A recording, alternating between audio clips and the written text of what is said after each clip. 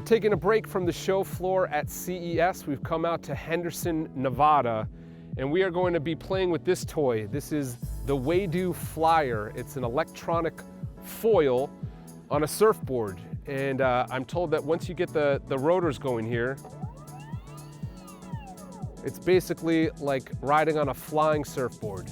The Flyer measures about 5.5 feet long and just over 2 feet wide, making it considerably smaller than a typical surfboard or stand-up paddleboard.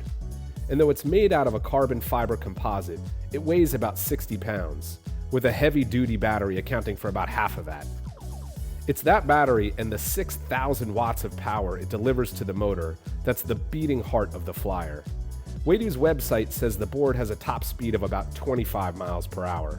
The company reps told me it was more like 28 miles an hour. Whatever it is, this thing can move fast. Scary fast. You control the speed with a handheld remote that connects to the motor by Bluetooth. There are 5 power levels to choose from, and a pressure-sensitive trigger you pull to speed up or down. I found it pretty tricky to keep the speed constant while transitioning from a squat to standing up.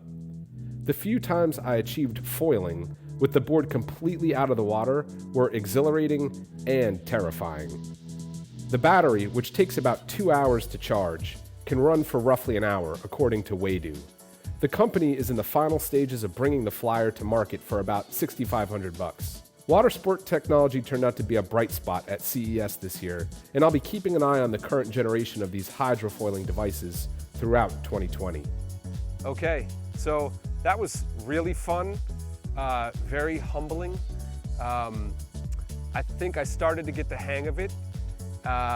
It requires some pretty good balance and not a small amount of courage because you get going pretty fast, about 28 miles an hour at full speed there. This is the Waydoo Flyer, the e-foil.